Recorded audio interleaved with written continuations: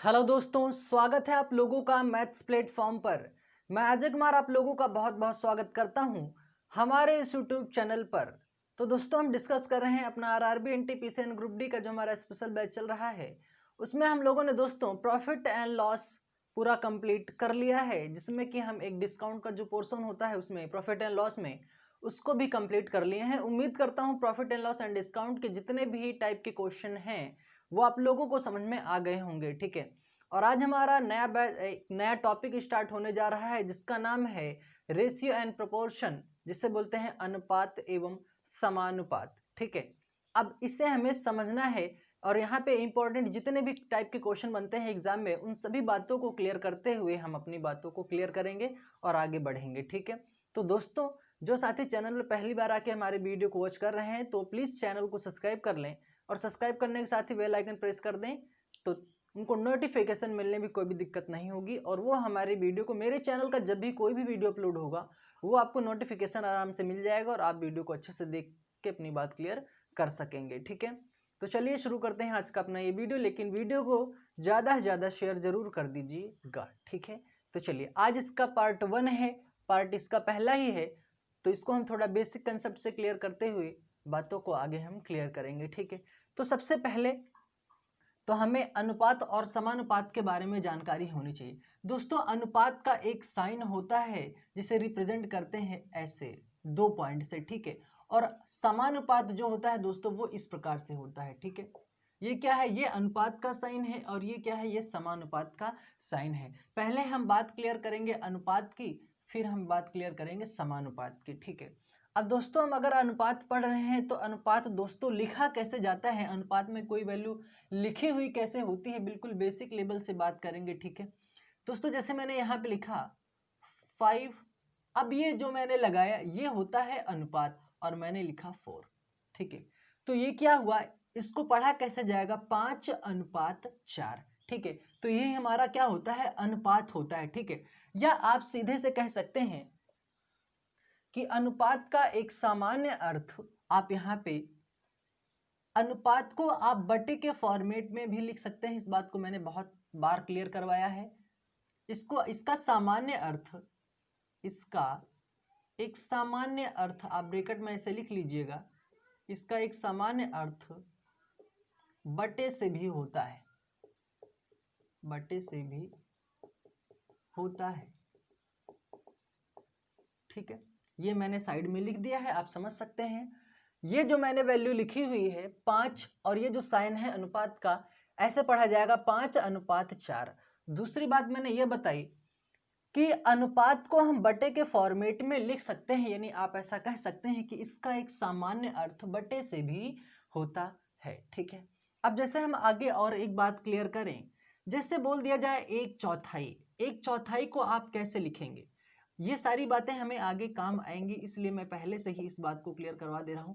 अब 1/4 अगर लिखने की बात की जाएगी तो आप लिखेंगे उसको 1/4। ठीक है, यानी 4 भाग में से 1 भाग वो क्या हो गया है, खर्च हो गया है, या आप ऐसा समझ सकते हैं कि 1/4 ही लिखा जाएगा।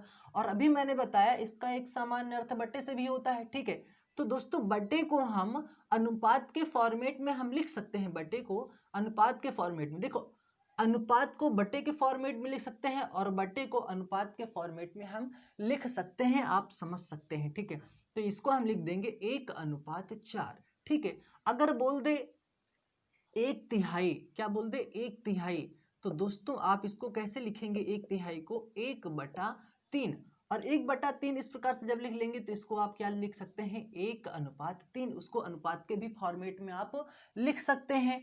अगर आपसे बोलता है तिगुना, क्या बोलता है, तिगुना, ऐसे बोलता है तिगुना, तो दोस्तों तिगुना का मतलब यह होता है, इसका मतलब यह हो जाएगा 3:1, तिगुना। ठीक है, तो आप इसको बटे के भी फॉर्मेट में लिख सकते हैं 3:1। अगर दोगुना बोलता है, चौगुना बोलता है, जैसे मान लो चौगुना बोला ये, ठीक है, ये क्या बोला, चौगुना, तो आप इसको क्या लिखेंगे, 4:1, और 4:1 को आप बटे के फॉर्मेट में लिख सकते हैं, यानी 4/1।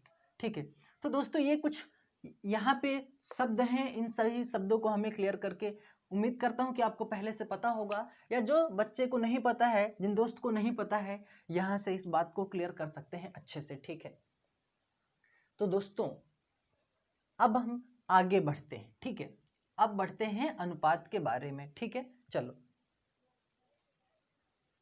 अब एक दोस्त हमें यहाँ से एक बात और इंपॉर्टेंट क्लियर करते हुए चलना है। एक नोट लिखिएगा अच्छे से कि अनुपात का बंटवारा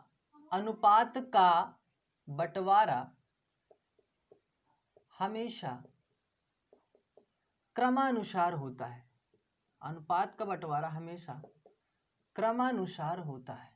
इस चीज को मैंने पहले ही बताया है, बेसिक टू हाई लेवल का जब ये बैच चल रहा था तो मैंने अनुपात और समानुपात पढ़ाते वक्त सबसे पहले मैंने यही बताया था कि अनुपात का बंटवारा हमेशा क्रमानुसार होता है। और कैसे होता है उस बात को हम यहाँ पे समझते हैं, ठीक है। जैसे मैंने लिखा A अनुपात B अनुपात C अनुपात D, और यहाँ पे उसकी कुछ वैल्यू दी हुई है 2 अनुपात 3 अनुपात 4 अनुपात 5, ठीक है। ये कुछ वैल्यूज यहाँ पे दी हुई हैं, ठीक है। आप यहाँ पे इसको 7 मान लो, कुछ भी वैल्यू रख दो, उससे मतलब नहीं है। तो मैंने क्या कहा कि अनुपात का बंटवारा हमेशा क्रमानुसार होता है। तो दोस्तों अगर यहाँ पे एक की वैल्यू अगर पूछी जाए कि ए की वैल्यू कितनी है, ए का मान कितना है, तो आप क्या बताएंगे कि ए का मान यहाँ पे है 2, ठीक है।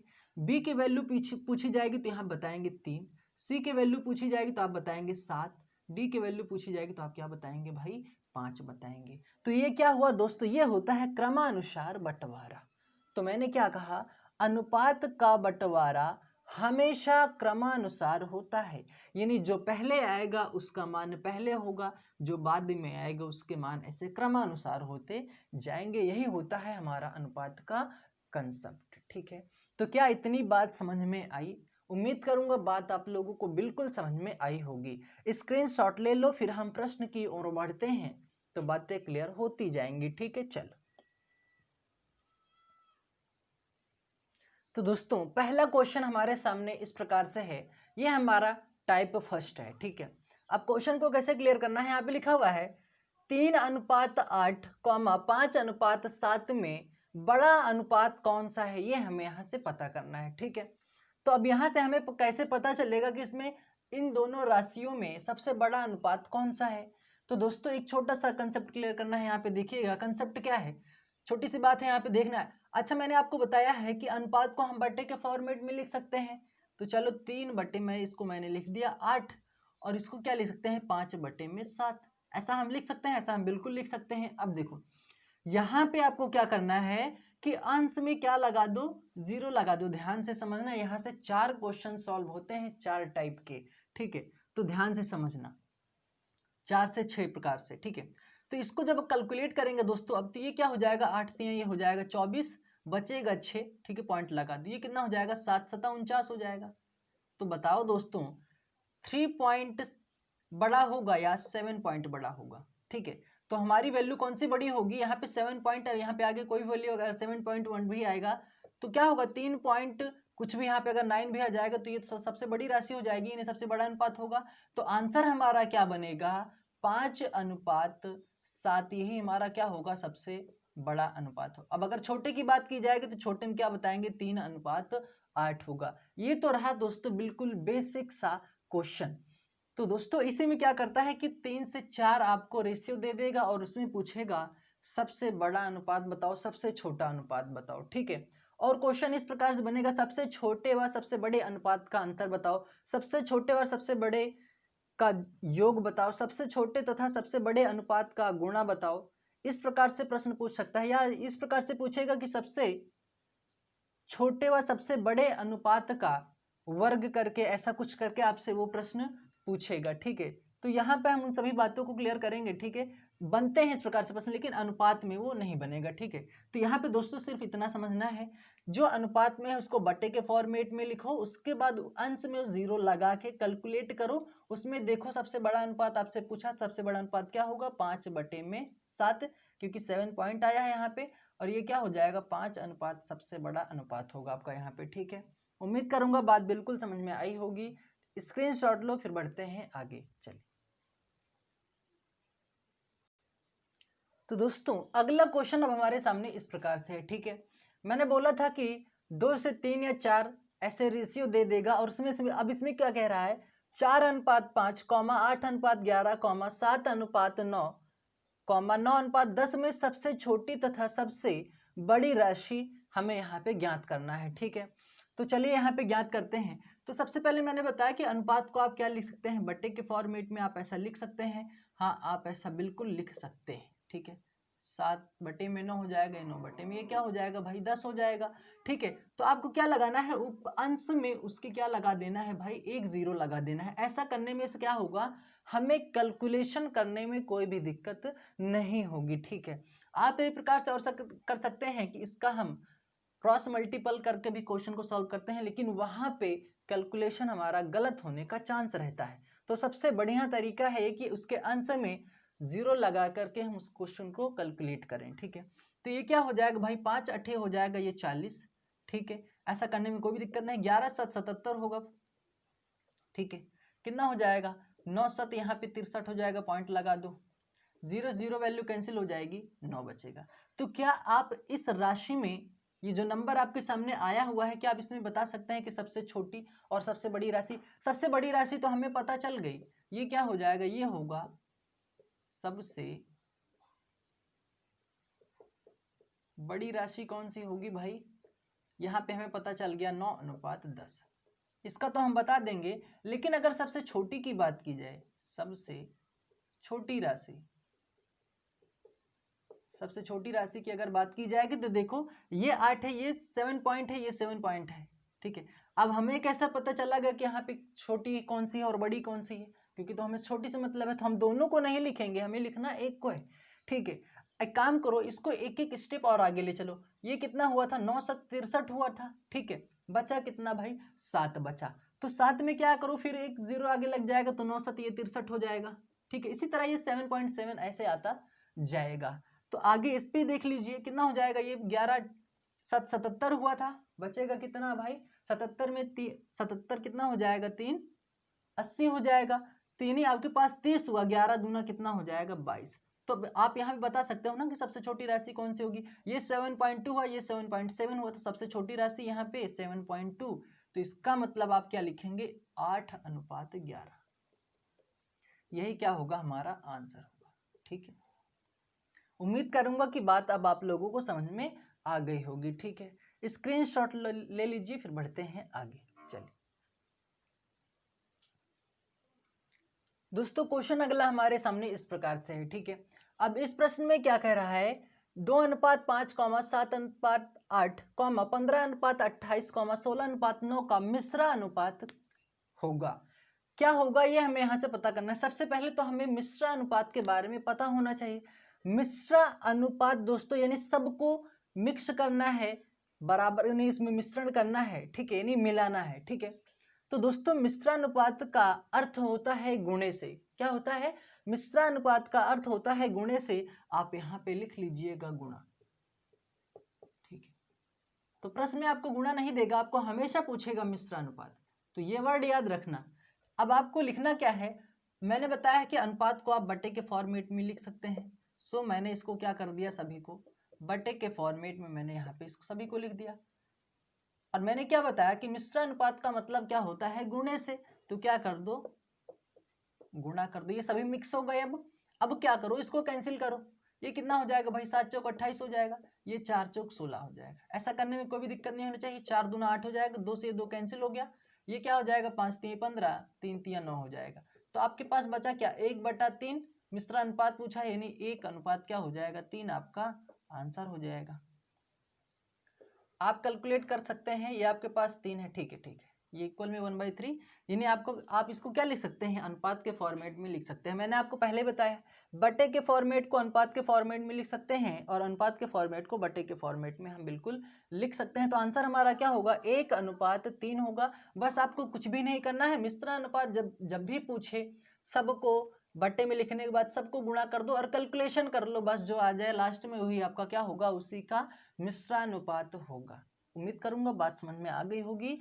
स्क्रीनशॉट ले लीजिए, फिर बढ़ते हैं आगे। चलिए तो दोस्तों अगला क्वेश्चन हमारे सामने अब इस प्रकार से है, ठीक है। क्वेश्चन क्या कह रहा है, ये यहां से हमारा टाइप सेकेंड चलेगा, ठीक है। क्या लिखा हुआ है, ए अनुपात बी बराबर आपको दिया हुआ है 5:3 तथा बी अनुपात सी बराबर दिया हुआ है 4:3, ठीक है। हो तो ए अनुपात बी अनुपात सी का मान बताओ, ये हमें पता करना है, यानी ए अनुपात बी अनुपात सी का आपको क्या बताना है, उसका मान बताना है। तो चलिए सबसे पहले हमसे पूछ क्या रहा है, ए अनुपात बी अनुपात सी, तो हम यहाँ पे लिख लेते हैं ए अनुपात बी अनुपात, ये हम सी लिख सकते हैं, ऐसा लिखने में हमें कोई भी दिक्कत नहीं होना चाहिए। अब देखो v की, अब यहाँ पे सबसे पहले आपको क्या बताया है कि अनुपात का बंटवारा हमेशा क्रमानुसार होता है। तो सबसे पहले हम a की वैल्यू रखेंगे कैसे, जब हमें a का मान पता होगा। तो सबसे पहले दोस्तों a का मान हमें यहाँ से पता करना पड़ेगा। अगर आपसे पूछा जाए a का मान यहाँ पे क्या होगा, तो आपको याद आना चाहिए तुरंत कि अनुपात का बंटवारा हमेशा क्रमानुसार होता है। तो a का मान हो जाएगा 5 और b का मान हो जाएगा 3। तो क्या मैं 5 और अनुपात में ऐसा 3 लिख सकता हूँ, क्योंकि a का मान 5 हो गया और b का मान 3 हो गया। ऐसा लिखने में हमें कोई भी दिक्कत नहीं होनी चाहिए, ठीक है। अब आगे क्या पूछ रहा है, तथा b अनुपात c का मान 4:3 है। तो दोस्तों अब देखो यहाँ पे v, अब आप यहाँ से ज्ञात कर सकते हैं कि b का मान 4 होगा और c का मान कितना होगा भाई, 3 होगा। तो आपको लिखना कैसे है, अब आपको लिखना है यहाँ पे 4, ठीक है, इसके नीचे लिखना है, क्योंकि b का मान b के नीचे ही हमेशा लिखना होगा, ये आपको हमेशा याद रखना है, ठीक है। तरीका सीख लो दोस्तों, यहाँ पे जिसको एकदम बेसिक लेवल से बात है, और c की वैल्यू यहाँ पे 3 है, 3 आप लिख दिए। अब देखो जिसकी जो वैल्यू थी मैंने उसके नीचे उसको लिख दिया। अब यहाँ पे देखना ध्यान से, जहां जहां पे खाली है, अब जैसे यहाँ पे 3 है, इसके सामने आपको यही 3 लिखना पड़ेगा। ये तरीका है दोस्तों, इससे आसान तरीका और कुछ भी नहीं। और यहाँ पे दोस्तों यहाँ पे खाली है, इस 4 के सामने यहाँ पे खाली है ना, तो यहाँ पे आपको 4 लिखना पड़ेगा। ऐसा नहीं है कि 3 यहाँ पे है, इसके ऊपर आपको लिखना पड़ेगा 3, यहाँ पे 5 है तो यहाँ 5 लिखना पड़ेगा, नहीं। इसके सामने वाली, जिसके सामने खाली जगह हो उसी को वही नंबर यहाँ पे फिलअप कर देना है, ठीक है। ऐसा करने के बाद आपको क्या कर देना है, गुणा कर देना है, ठीक है। क्या करना है, गुणा। तो 5 चौके हो जाएगा 20, अनुपात का साइन है, आपको अनुपात लगा देना है, 4 3 12, अनुपात का साइन है, अनुपात लगा दीजिए, 3 3 का 9 हो जाएगा। तो यही क्या होगा, हमारा a अनुपात b अनुपात c का मान हो जाएगा, और यही क्या होगा, हमारा आंसर होगा। क्या इतनी बात समझ में आई दोस्तों? उम्मीद करूंगा बात बिल्कुल समझ में आई होगी। हमसे पूछा क्या था, a अनुपात b अनुपात c का मान पूछा था। मैंने a अनुपात b अनुपात c अनुपात का मैंने मान यहाँ से ज्ञात कर लिया। तो क्या होगा, 20 अनुपात 12 अनुपात 9, यही हमारा क्या होगा, आंसर होगा। एक तरीके से इसको और भी सॉल्व कर सकते हैं, लेकिन दोस्तों इसके आगे जो टाइप में पढ़ाऊंगा वो इसी पे बेस्ड होगा, इसी कंसेप्ट पे वो क्लियर हो जाएगा। लेकिन एक तरीका इसका और है, अगर आप सॉल्व करना चाहें तो a अनुपात b अनुपात c, 5 अनुपात आप इसको लिखे 3, और यहाँ पे क्या लिखे, 4:3, ठीक है। आप इसको इस प्रकार से भी सॉल्व कर सकते हैं, इसको उल्टा n बना करके, पहले यहाँ का गुणा यहाँ पे करो, फिर यहाँ पे करो, फिर यहाँ पे करो। आप क्या लिख सकते हैं, 5 चौके 20 हो जाएगा, फिर यहाँ का गुणा इसमें करना है ऐसे, ठीक है। 4 3 ये हो जाएगा 12, और ये हो जाएगा 4 3 3 9, 20 अनुपात 12 अनुपात ये 9 आ जाएगा। लेकिन दोस्तों इसमें आप कंफ्यूज हो जाएंगे, ठीक है, तो इसको ध्यान हमें नहीं देना है, ठीक है। यहां से आप समझिए, स्क्रीनशॉट ले लीजिए, फिर बढ़े आगे।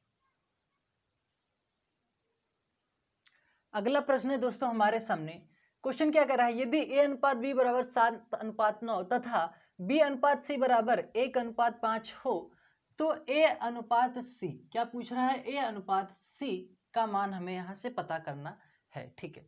तो सबसे पहले तो a अनुपात c हमसे भले ही पूछ रहा है, लेकिन क्या है, a है, b है, और ये क्या है, c है।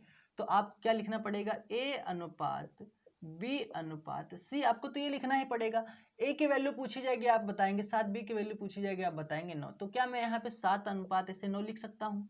आप बिल्कुल ऐसा लिख सकते हैं, ऐसा लिखने में आपको कोई भी दिक्कत नहीं होनी चाहिए। फिर पूछा है b, तो b का अनुपात यहाँ पे 1 बताएंगे, और c का अनुपात क्या बताएंगे भाई, 5 बताएंगे मान। तो आप यहाँ पे क्या लिख सकते हैं, 1 अनुपात ये 5, आप ऐसा लिख सकते हैं, ठीक है। अब देखो यहाँ पे लिखिए 9, क्योंकि मैंने बताया है जहाँ पे खाली स्पेस है वहां पे खाली जगह पे आपको वही वैल्यू पुटअप कर देना है। तो हमसे a अनुपात c पूछा है भाई, तो हम यहाँ पे 7 का नम 7 लिखेंगे, और c का अनुपात क्या हो जाएगा, 9 5 45, यही हमारा क्या हो जाएगा, a अनुपात c का मान हो जाएगा 7:45। पूरा हमें क्वेश्चन सॉल्व नहीं करना है, जितना पूछा है बस उतना ही सॉल्व करो, टाइम की बचत होगी। ए अनुपात हमसे सी पूछा था, ए अनुपात सी हम यहाँ से पता कर लिए। ठीक है, स्क्रीनशॉट ले लीजिए, फिर बढ़ते हैं आगे। समझ में आया ना कैसे आया? मैंने यहाँ पे वी की वैल्यू पता ही नहीं करेगा, अगर आप ज्ञात करना चाहते हैं आप यहाँ पे 9 लिख सकते हैं। ठीक है, लेकिन ए अनुपात सी पूछा तो मैंने 7 और 45 से लिखा। ठीक है, चलिए अगला क्वेश्चन दोस्तों हमारे सामने अब इस प्रकार से है। ठीक है, क्वेश्चन क्या कह रहा है, यदि a बराबर b का 5/4 तथा b बराबर c का 2/5 हो तो a अनुपात b अनुपात c का मान बताओ। ठीक है, प्रश्न ध्यान से देखिएगा, समझिएगा दोस्तों। क्या कह रहा है, यदि a बराबर b का 5/4, क्या कह रहा है, a बराबर b का मतलब गुणा 5 बटा क्या है दोस्तों 4 है। आप ऐसा लिख सकते हैं, ऐसा लिखने में आपको कोई भी दिक्कत नहीं होना चाहिए। फिर आगे कह रहा है b बराबर c का मतलब गुणा 2/5 है, आप ऐसा लिख सकते हैं। ठीक है, अब देखो दोस्तों, सबसे पहले ये 4 भाग में है, अगर बराबर के इस तरफ में आएगा तो ये क्या हो जाएगा, सबसे पहले, हाँ ठीक है, 4 ये इधर भाग में है, बराबर किस तरफ आएगा आ जाएगा तो इसको आप क्या लिख सकते हैं, आप इसको लिख सकते हैं 4 गुणे में a, बराबर में क्या हो जाएगा, b इंटू 5 है ही आपके पास, ऐसा आप लिख सकते हैं, आप ऐसा बिल्कुल लिख सकते हैं। ठीक है, ये भी इधर भाग में है, बराबर किस तरफ आएगा तो गुणे में हो जाएगा, तो आप इसको क्या लिख सकते हैं 5 इंटू बी, बराबर में आपका c इंटू 2 है ही आपके पास, ऐसा आप लिख सकते हैं, ऐसा आप बिल्कुल लिख सकते हैं। आपको एक बात याद आनी चाहिए, मैंने आपको बताया था कि जब वैल्यू या प्रॉफिट एंड लॉस पढ़ाते समय मैंने आपको बताया था कि जब कॉस्ट प्राइस और सेलिंग प्राइस अनुपात में हो, जब क्रय मूल्य और विक्रय मूल्य गुणे में हो तो उनके मान क्या हो जाते हैं, बराबर, मतलब विपरीत हो जाते हैं, और बात किस में हो रही हो, बराबर में हो रही हो। तो यहाँ पे आपको समझना क्या है, यहाँ पे भी आपको विपरीत करना है, क्या करना है, विपरीत करना है, यानी उसका उल्टा करना है। कैसे करना है, क्योंकि यहाँ पे देखो बराबर का साइन है और a और b जो है क्या है, गुणे में है, तो आप इसको क्या लिख सकते हैं, a बटे में b, आप ऐसे लिख सकते हैं। अगर a की वैल्यू पूछी जाएगी तो अब आप क्या बताएंगे, आप यहाँ बताएंगे 5, और b की वैल्यू अगर यहाँ पूछी जाएगी तो आप क्या बताएंगे, यहाँ पे 4, क्या बताएंगे, यहाँ पे आप 4 बताएंगे। ठीक है, तो आप क्या लिख सकते हैं, 5 बटे में इसको 4 आप लिख सकते हैं, ऐसा आप ऐसा बिल्कुल लिख सकते हैं। ठीक है, उसी तरह दोस्तों इसको भी करना है, आप इसको क्या लिखेंगे, आप इसको लिखेंगे b बटे में c, अगर b का वैल्यू पूछा जाएगा तो आप क्या बताएंगे, b की वैल्यू बताएंगे यहाँ पे 2, और अगर c की वैल्यू पूछी जाएगी तो आप क्या बताएंगे 5, तो आप क्या लिख सकते हैं, इसको 2 बटे में इसको लिख सकते हैं आप 5, आप ऐसा लिख सकते हैं। ठीक है, b की वैल्यू यहाँ पे 2 हो गई और यहाँ पे c की वैल्यू कितनी हो गई, 5 हो गई। ठीक है, आप इस प्रकार से लिख सकते हैं। अब आपको करना क्या है, ध्यान से देखना और समझना। आपसे पूछा है a अनुपात b अनुपात c, तो आप क्या लिखेंगे, a अनुपात b अनुपात c, आपसे इस प्रकार से पूछा है, यही आपको ज्ञात करना है। तो आप बता सकते हैं आसानी से कि a का मान यहाँ पे 5 है और b का मान क्या है, 4 है। फिर वापस b का मान यहाँ पे 2 है, 2 लिखिए, और c का मान कितना है, 5, आप यहाँ 5 लिख सकते हैं। खाली जगह पे आप 4 लिखेंगे, इस पे 4 को भरेंगे और यहाँ पे क्या लिखेंगे, 2 लिखेंगे। अब आप इसका मल्टीपल कर लीजिए, 5 दूना ये 10 हो जाएगा, अनुपात 4 दूना ये 8 हो जाएगा, अनुपात 5 चौक 20 हो जाएगा। ठीक है, वैल्यू 2 से कैंसिल आउट हो रही, 2 पंचे 10, 2 चौक 8, 2 पंचे 10। एक बात और जान लीजिए दोस्तों, अनुपात का नियम यह कहता है कि वैल्यू जितनी सरल हो सके उसको उतना सरल करो। ठीक है, वैल्यू जितनी सरल हो सके वैल्यू को उतना ही सरल करना है। ठीक है, जब तक कि वो वैल्यू कटने ना कट पाए। ठीक है, अब यहाँ पे देखो इसके बाद तो कोई कटेगा नहीं, तो यहाँ पे a अनुपात b अनुपात c का मान क्या होगा, 5 अनुपात 4 अनुपात 5, यही हमारा क्या हो जाएगा, आंसर हो जाएगा। एक बात फिर से समझ लीजिए।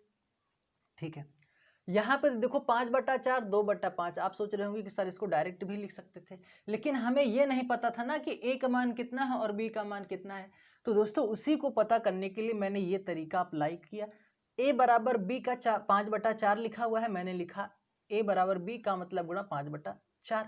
ठीक है, तो दोस्तों जब ये 4 इधर भाग में है, बराबर के इस तरफ आएगा तो गुणे में हो जाएगा। ये चीज आप बहुत अच्छे से पढ़े हैं। तो क्या हो जाएगा, 4 इंटू ए लिख सकते हैं क्योंकि 4 इधर आ गया, और ये b इंटू 5 वैसे का वैसे ही रह गया।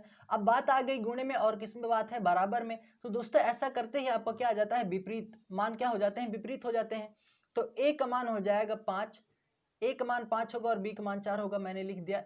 अब इसको आप अनुपात के भी फॉर्मेट में लिख सकते हो, 5:4, ठीक है। और इसको क्या लिख सकते हो, a/b लिख सकते हो, ठीक है। ये थोड़ा समझने के लिए, अगर यहाँ पे बात ना समझ में आई हो तो, ठीक है। उसी तरह यहाँ पे किए हम, तो ये भाग में है, 5 इधर आएगा तो ये क्या हो जाएगा, गुणे में हो जाएगा। c/2 है आपके पास है ही।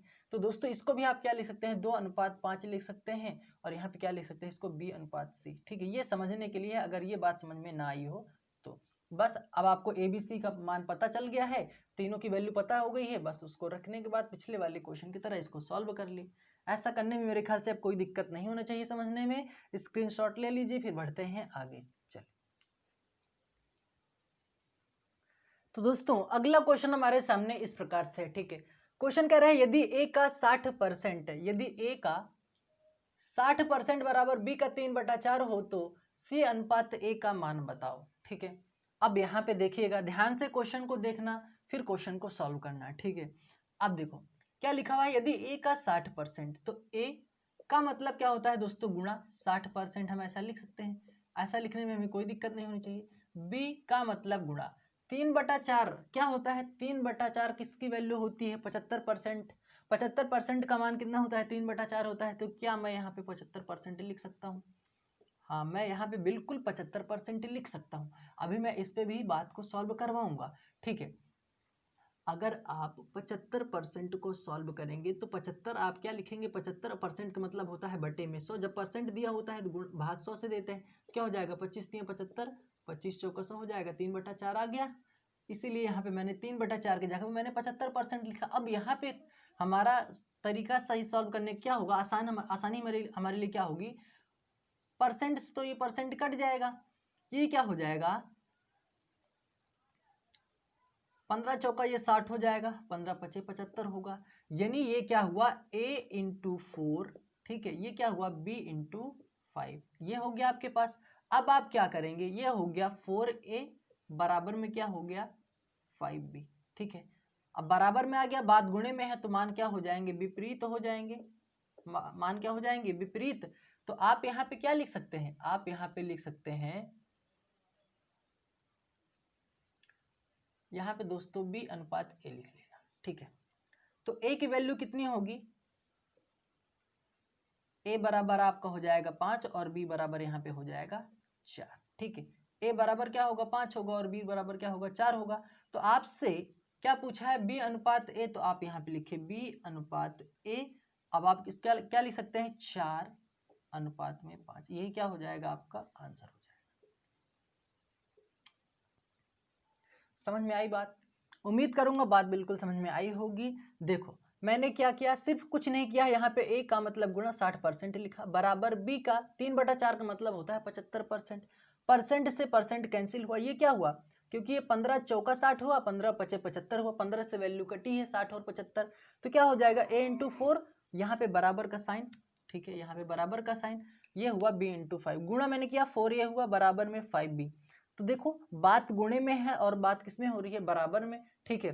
तो आप यहाँ पे क्या करेंगे कि उनके मान विपरीत हो जाते हैं, ये आपको याद रखना है, किसके, ये जो वैल्यू दी हुई है, यानी a का मान 5 होगा और b का मान क्या होगा, 4 होगा, ठीक है। आप ऐसा लिख सकते हैं।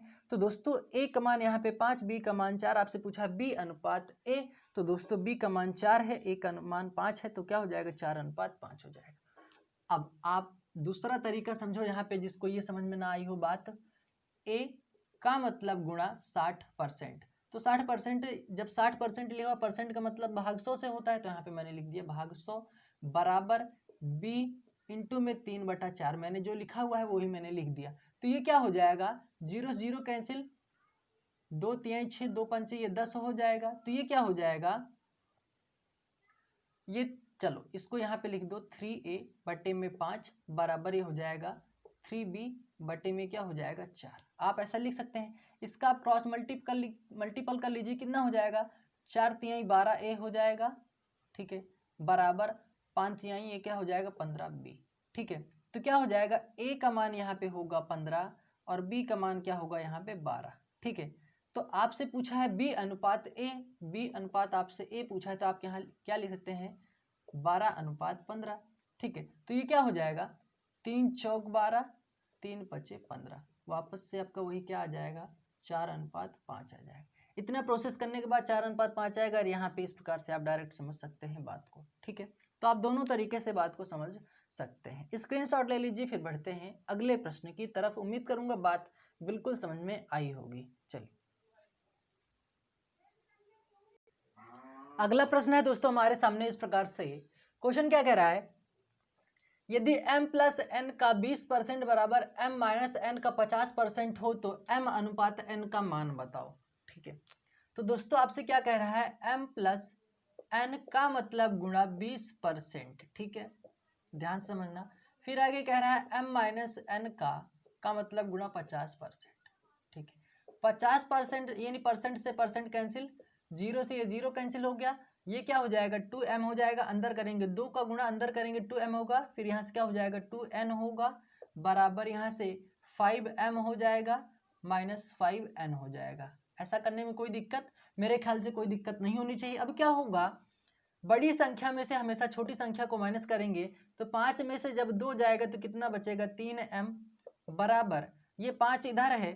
ठीक है, ये प्लस का माइनस में इधर आ जाएगा तो कितना हो जाएगा, यानी 5 में से अगर 3 को घटाएंगे आप इस प्रकार से कर सकते हैं, ये आपके पास 2m है, प्लस में इधर माइनस में आ जाएगा 5m हो जाएगा बराबर ये आपके पास 5n है ही। आप इसको परिवर्तित करना जानते होंगे। ठीक है, पक्षांतन करना। ठीक है, ये प्लस में इधर आएगा माइनस में हो जाएगा 2n हो जाएगा। ठीक है, कि ये क्या हो जाएगा, ये हो जाएगा 3m माइनस का, क्योंकि संख्या जिसके साथ बड़ी होती है साइन वही लिखा जाता है, माइनस माइनस प्लस हो जाएगा यानी 5 2 7n। ठीक है, माइनस से माइनस कैंसिल हो जाएगा। अब देखो फिर वही बात आ गई 3m बराबर 7n। ठीक है, तो क्या होगा, आपसे पूछा है m अनुपात n का मान, तो m का मान कितना होगा 7 और n का मान कितना हो जाएगा भाई 3 हो जाएगा। तो कितना हो जाएगा, यानी मैंने बताया आपको m बराबर 7 होगा और n बराबर कितना होगा 3, तो आप यहाँ लिख सकते हैं यहाँ पे 7:3, यही क्या हो जाएगा हमारा आंसर हो जाएगा। ठीक है, इंपॉर्टेंट क्वेश्चन है दोस्तों, बात को समझते हुए चलना है मैं यहाँ पे। ठीक है, मैंने कुछ नहीं किया, m प्लस n लिखा का मतलब गुणा 20% बराबर m माइनस n का मतलब गुणा 50%। परसेंट से परसेंट कैंसिल, 0 से 0 कैंसिल, बस इसको मैंने अंदर गुणा किया 2 का, तो 2m हुआ प्लस 2n बराबर में 5m माइनस का है 5n हो जाएगा। ठीक है, 5m हुआ, माइनस का साइन है माइनस लगाया यहाँ पे, 5n हुआ, बस पक्षांतर किया 2m है, ये आपके पास है ही, ये प्लस में इधर आएगा माइनस में हो जाएगा बराबर ये 5n आपके पास है ही, इधर प्लस में है 2n इधर आएगा माइनस में हो जाएगा, 2 में m में से 5m जाएगा माइनस का 3m बचेगा बराबर में माइनस माइनस प्लस हो जाएगा, लेकिन प्लस नहीं लिखा जाएगा, साइन माइनस का ही रहेगा, 5 2 7n हो जाएगा, बस माइनस से माइनस ये कैंसिल हो गया, 3m बराबर 7n, m की वैल्यू यहाँ पे हुई 7, n की वैल्यू हुई 3। कैसे हुई, क्योंकि मैंने बताया कि जब बात गुणे में हो और बात बराबर में हो रही हो तो उनके मान क्या हो जाते हैं, विपरीत हो जाते हैं, इसीलिए मैंने विपरीत कर दिया 7:3। उम्मीद करूंगा बात बिल्कुल समझ में आ गई होगी। स्क्रीनशॉट ले लीजिए अच्छे से दोस्तों। ठीक है,